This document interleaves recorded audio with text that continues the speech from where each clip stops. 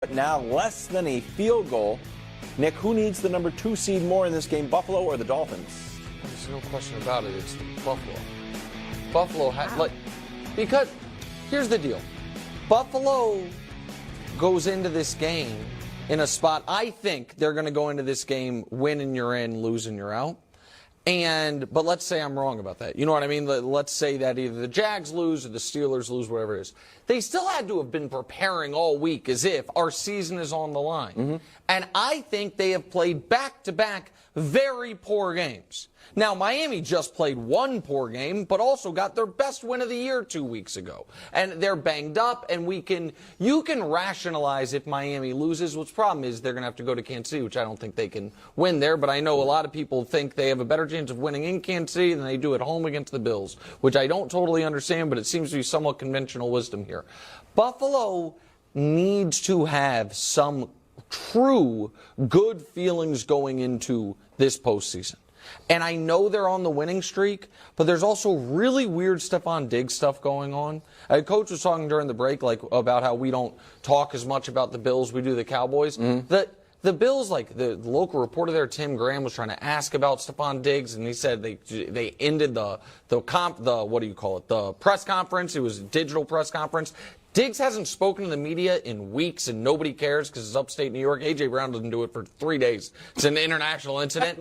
And so I just think if they lose and sneak into the playoffs, they're drawing dead, Bruce. So I think it's I agree with you that them getting the second seed would be the vibes they need. All right. I mean, if they got the second seed, it would almost erase what's been a nightmare season. I think it would. Right? And you go in there feeling like we got 11 wins. The way we got here was crazy, but we're here, and we had a better year than Kansas City. I mean, you could think at that point. So I agree with you there, but I just think with Miami, their only chance, and I don't think they're getting out of the AFC anyway, but their only chance of doing it is as the number 2 seed with home field for a few of those games.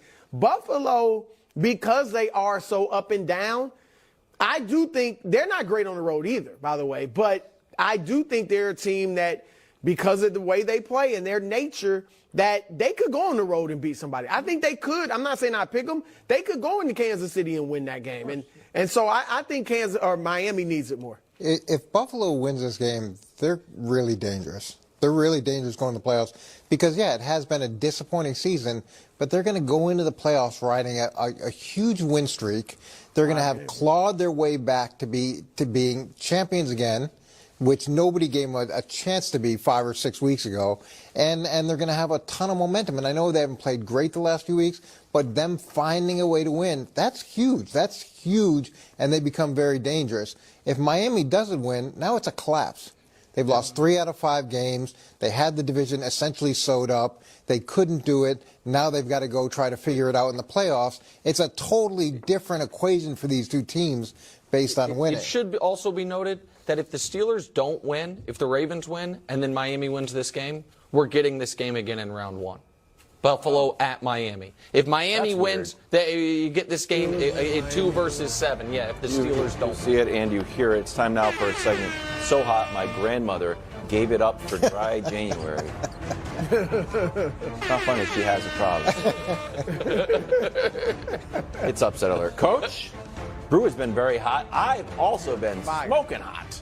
But you're kicking us off. I don't remember your last one, to be 100% honest with you, but I'm sure. It was fantastic. They've all been great. I'm going with Carolina. No! I'm going with Carolina. You've been a Baker guy all year. I love it. I want Baker to win. You know, I want Carolina to win for my son Zach. But I'm going with Carolina. And I got a few keys that I think Carolina can look at. And then the first one is they got to force Tampa to run the ball. That's the first and foremost. And you go to the stats, they're 31st running the ball. They're 87.3 yards per game. And I think E.J. Evero, the defensive coordinator, is going to do a great job of a lot of split safety defense and force the Bucs to win this game by running the ball. The second thing, no big plays. Okay, and if you look at the stats from Tampa, they've been really good with this, whether it's plus 20-yard passes, right on down the line, TDs. It's been and the first game, what was the difference? The difference was a Mike Evans 75-yard big play, total difference in the game. No big plays, And then the final thing, and this is offensively, they got to stay ahead of the sticks. Okay, they have to stay ahead of the sticks and take a look at the numbers. For Bryce Young, it's been terrible on early downs. 4.5, 51.3, right on down the line. And the way to do this is you're going to either run the ball, or in the passing game, it's a lot of quick throws, wide receiver screens, things like that. Just give yourself a chance, because the first time they played them, they were 3 for 15 on third down. If they can get that to something marginally better, it was such a close game last time, I think that'll be enough to carry them through. I love it. Terrible pick. I want to tell you guys great picks, though. Drew, do you remember when Wilds got 3 in a row correct last year, and we did a whole commercial campaign surrounding it? We've done 17 of these this year, Drew. No, 16, because we were off a Friday. You've gotten 9 of them. So I made this for you, buddy. Nice, Brew. Yeah, Brew. Show it, please. So I am going with round. I got Lamar and the Ravens pulling the upset. My upset alert, the Pittsburgh Steelers. Who they will own the Bay. The Raiders over the Jets. In Arrowhead, the Eagles will fly high. Russ Cooks pushes Staley to the brink. Pittsburgh Steelers over the Cincinnati Bengals. Pittsburgh, from the rugged AFC North, is going to go up in there and beat the Seattle Seahawks. Excellent. I mean, Brew, that's 9 outright winners. A lot of pressure on you. Nick, Fantastic job. That is fantastic. you almost make a brother want to cry. Because you're always looking for ways to get me. Yeah. What do you mean? You either ask me questions so you get a little of my information, or you just flat out lie to me sometimes This in the was a pre-show nice meeting. thing Yeah, I bro, did. I'm going here, and then you set me up for a banner or I'm something still like not that. ruling it out right now. I know. Something's It's coming. coming, bro. I did something nice. It's coming. And that's why I want to cry. But anyway, this one, I got to be honest, I felt better about it before I found out Ryan Tannehill was You wouldn't starting. dare. Yeah, and the Prince is iffy. I got the Titans, Nick, and it's odd that it comes after you gave me that. Good job, bro. Good job. He killed my victory pick. lap. Your pick is awesome. Nick, they have played Houston, Indy, and there was one other tough team they played. They lost by 3. Was it Seattle? Tennessee, you mean? Yeah, yeah. And they beat Miami. Like, I know last week it looked bad against Houston, but they have been close. And what put me over the top was Mike Vrabel. I mean, my goodness, I'm ready to run through a wall. Because it sucks to lose, Gentry. Trey, ever need to show you anything? Did you have another thought, or no? I'm just curious.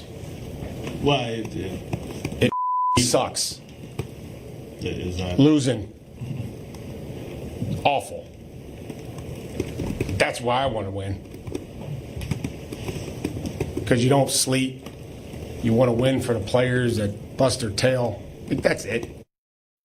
It's so good. The Prince is toast, man. Okay. It's The pretty Prince good. is tough. It's pretty good. I got the Titans. Excellent pick. This side of the table is hot. Now it's time for the Puxatawny Phil of football. You might say, like, didn't you just do a whole montage? Doesn't matter. It's the side of the table where it's called team. I'm going with Ravens over the Steelers. What? Wilds?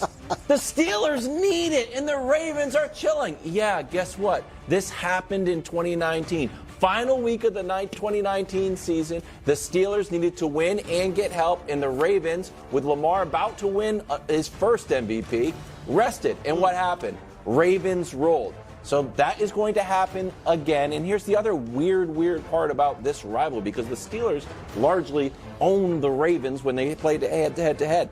Except, and then this is an odd one to figure out, when the Ravens are underdogs, they win.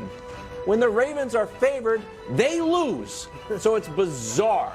So the other thing that it's the elephant in the room is this, Nick, and I know you're waiting on it. Wilds, you don't get it. This is an impression of you. Wilds, you don't get it. The idea that the Ravens, who are resting in a meaningless game against Mike Tomlin's Steelers, I do get it. The problem is the Ravens play hard on even the most meaningless games, which is the NFL preseason. They're out here sending tweets, setting records that literally no one cares about. The record was broken this year. I wouldn't be surprised if they brought it up in the pregame meeting. Like, remember that? We lost the preseason record. This is really, though, your pick? You're not doing the... I've got another pick. Oh! Unprecedented. I got bullied into this pick because I barely believe it. But I'm going to say it confidently, so if it happens, I get some credit on social media. Commanders to cover straight up over the Cowboys. And again, history is on my side. Because if I said it's raining frogs, you are, of course, or it's going to rain frogs on Sunday, you would have a right to be like, wow, that sounds ridiculous. But you can't say there's 0% chance when last year, on January 8th, it also rained frogs when the Cowboys lost to the Commanders with nothing to play for, and Micah says he was focused. This is what happens. We give Brew a sizzle really reel. good. You're doing double picks. You don't even believe The third pick! Time out for Nick's picks. Red hot the last few weeks. But here's the situation. We started slow.